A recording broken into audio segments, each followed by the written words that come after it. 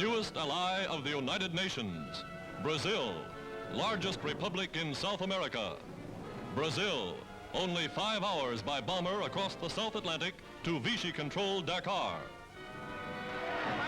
Stirred by Nazi sinkings of unarmed Brazilian vessels, the wanton killing of Brazilian citizens, a neutral nation rises to demand war upon Germany and Italy.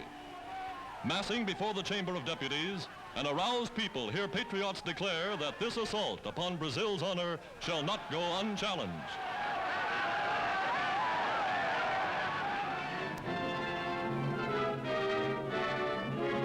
In Rio de Janeiro, the German embassy is closed. Its diplomats, along with the Italians, are held to ensure the safety of Brazilians in Axis countries.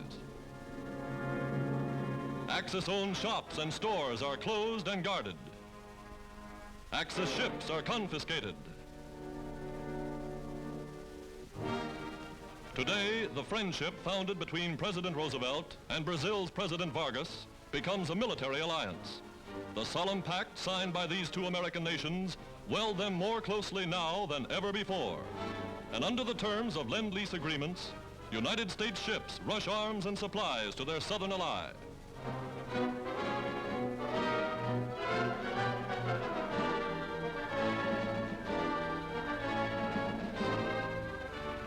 From American aircraft factories, U.S.-trained Brazilian pilots take home training planes for their rapidly growing Air Force, flying them direct from North to South America. One of the most remarkable flights ever made by training planes, a 6,000-mile trip under their own power.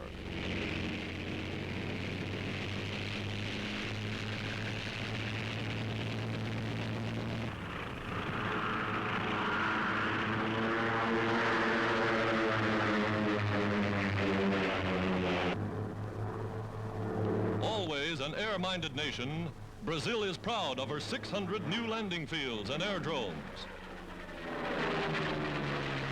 Sky Patrol on the alert. Pilots rush to man their ships. For Brazil, a country greater in area than the continental United States, must defend a coastline of 4,800 miles. From Brazil shipyards, new vessels are going down the ways.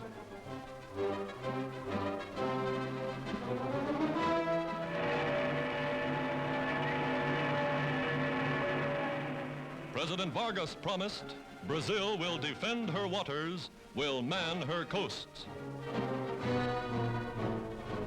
The Brazilian Navy puts to sea, her efficient fighting force now joining United States and allied warships on anti-submarine patrol.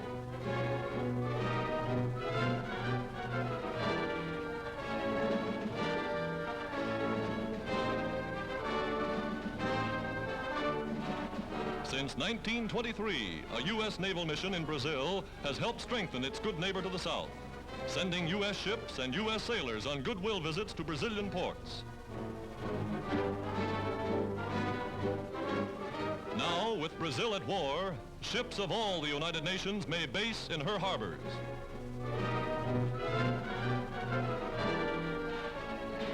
Today, Brazil's armament factories are tuning at top speed.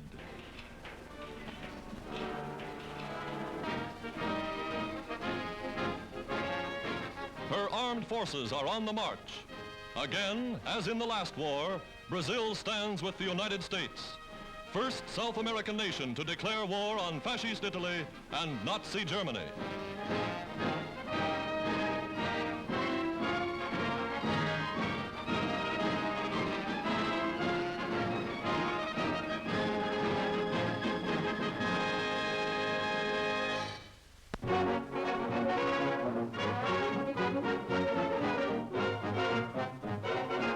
Servicemen on 24-hour leave, sailors in port waiting to rejoin their ships, soldiers on furlough. All find free food and a warm welcome at recreation centers in nearly every American city.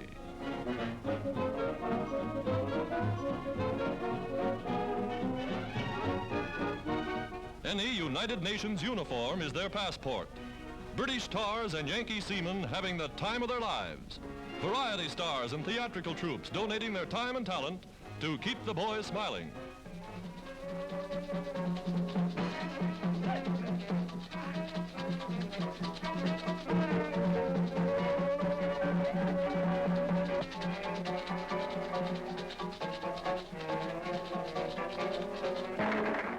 famous dancing star, and none ever played to a more appreciative audience.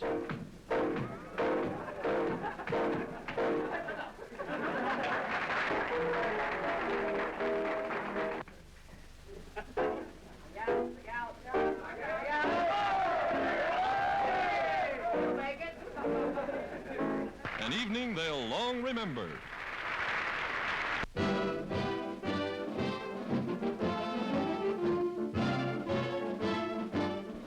A convoy of troop ships arriving in India. Ships scattered as far as the eye can see. These are British Tommies, hardened, seasoned veterans of crack brigades, rushed to meet the threat of invasion to India. Big fellows they are, from all parts of the empire, bringing supplies and equipment in such numbers that no single port in India can handle it all.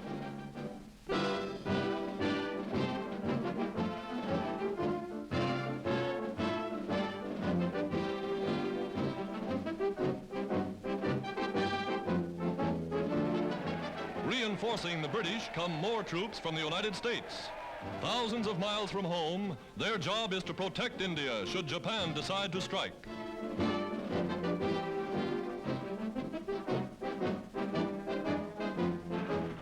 They bring a mighty arsenal of equipment, powerful new guns, tanks, and trucks, equipment fresh from the assembly lines of America's war industries.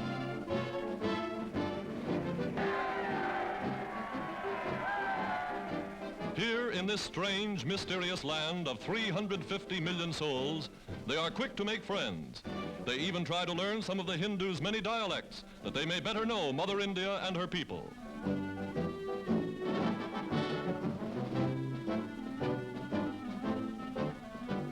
Tent cities spring up overnight.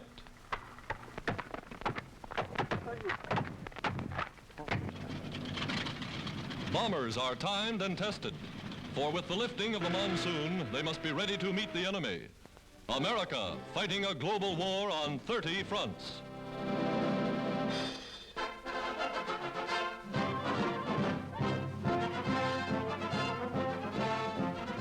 Aboard a United States aircraft carrier somewhere at sea, Army P-40s, Tomahawks, or Kitty Hawks the British call them, are now ferried to within flying